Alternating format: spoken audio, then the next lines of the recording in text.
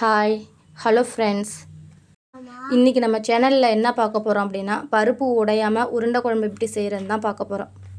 இதுக்கு முன்னால் நம்ம சேனலில் ஆல்ரெடி ஸ்டிச் பண்ண ப்ளவுஸில் நார்மல் நீடில் யூஸ் பண்ணி ஆரி டிசைன் எப்படி போகலான்னு சொல்லிட்டு ஒரு வீடியோ ஷேர் பண்ணியிருக்கேன். டைம் இருந்தால் போய் செக் பண்ணி பாருங்கள். இதுக்கு அடுத்த வர வீடியோலையும் நான் அந்த மாதிரி நார்மல் நீடில்லாம் யூஸ் பண்ணி ஸ்டிச் பண்ண ப்ளவுஸ் எல்லாத்தையும் ஒரு கலெக்ஷன்ஸ் வீடியோ போடலான்னு இருக்கேன். நீங்கள் அதனால் நம்ம வீடியோவை சப்ஸ்கிரைப் பண்ணி வச்சு சப்போர்ட் பண்ணுங்கள். இப்போ வாங்க வீடியோக்குள்ளே போகலாம். இந்த கப்பால் 1 கப் கடலப்பருப்பு ஒரு 2-3 டைம் வாஷ் பண்ணிவிட்டு 3 ஹவர்ஸ் ஊற வச்சு எடுத்து வச்சுருக்கேன்.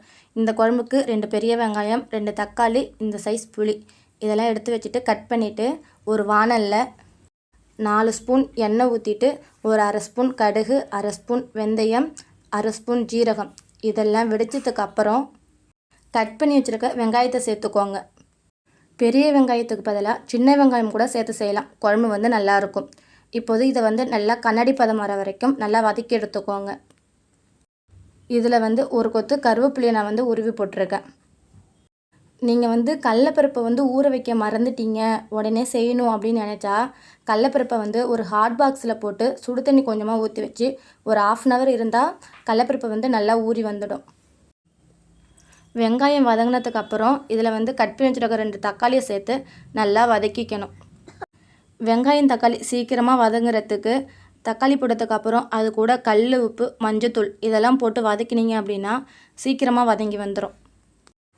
கடலப்பருப்பு ஊற வைக்க மறந்துட்டீங்க அப்படின்னா ஹாட் பாக்ஸில் வந்து ஹாட் வாட்டர் ஊற்றி ஊற வைக்கலான்னு சொல்லியிருந்தேன்ல, அது வந்து மறந்துட்டால் மட்டும்தான் ஊற வைக்க சொன்னேன். அதுவும் இல்லாமல் கொண்டைக்கடலை, பட்டாணி இல்லை எந்த பொருளாக இருந்தாலும் நம்ம ஊற வைக்க மறந்துட்டோம் அப்படின்னா இந்த டிப்ஸை ஃபாலோ பண்ணி பாருங்கள்.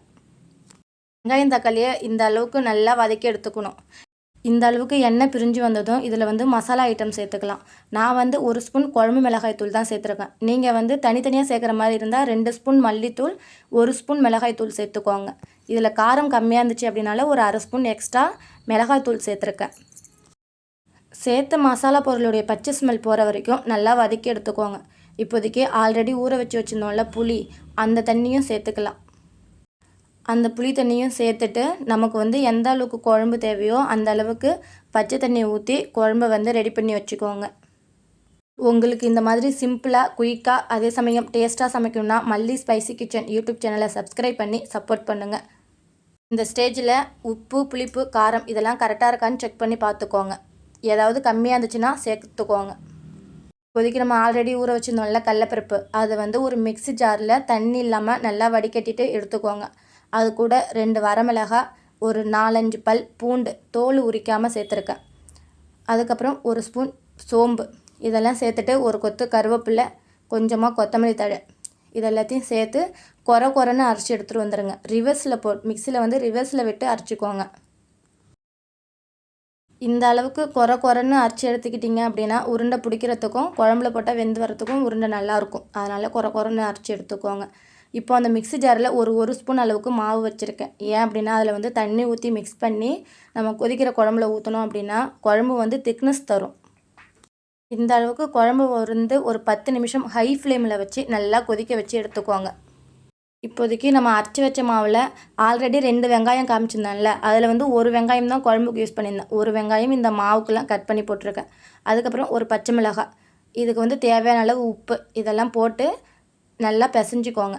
நல்லா பிசைஞ்சிட்டு நமக்கு தேவையான சைஸில் உருண்டை பிடிச்சி எடுத்துக்கணும். உருண்டை வந்து கொஞ்சம் சின்ன சைஸாகவே பார்த்து உருண்டை பிடிச்சிக்கோங்க. உருண்டையை வந்து ரொம்ப அழுத்தம் கொடுத்து பிடிக்காமல் லேசாக பிடிச்சிக்கோங்க. அப்போ தான் வந்து சாஃப்டாக இருக்கும். எல்லா உருண்டையும் ஒரே ஈக்குவலாக வர மாதிரி பிடிச்சிக்கோங்க.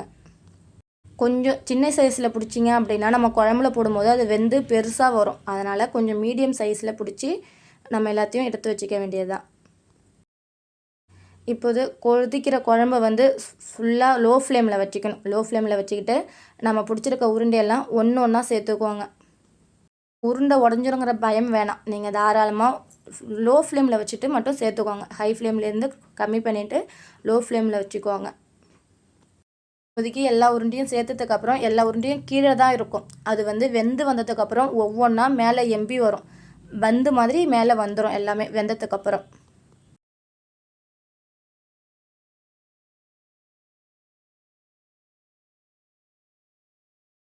இந்த அளவுக்கு குழம்பு வந்து ஒரு 5 நிமிஷம் லோ ஃப்ளேமில் வச்சுருந்தீங்க அப்படின்னா போட்ட உருண்டையெல்லாம் வெந்து மேலே எழும்பி வந்துடும். அதுவும் இல்லாமல் எண்ணெயும் லைட்டாக பிரிஞ்சு வெளில வரும்.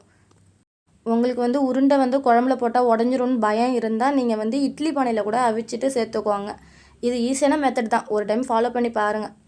அதுக்கப்புறம் நான் ஒரு 2 ஸ்பூன் துருவின தேங்காயை அரைச்சி இதில் வந்து கெட்டி பாலாக எடுத்து ஊற்றிருக்கேன். தேங்காய் பால் ஊற்றிட்டு ஒரு 3 செகண்ட் அடுப்பில் இருந்தால் போதும்.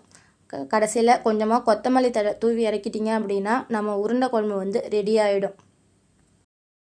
நீங்களும் ஒரு முறை இந்த மாதிரி ட்ரை பண்ணி பார்த்துட்டு எப்படி வந்துச்சுன்னு சொல்லி கண்டிப்பாக கமெண்ட்ஸ் பண்ணுங்கள். அதே மாதிரி மல்லி ஸ்பைசி கிச்சன் யூடியூப் சேனலை சப்ஸ்கிரைப் பண்ணி சப்போர்ட் பண்ணுங்கள். பாய்.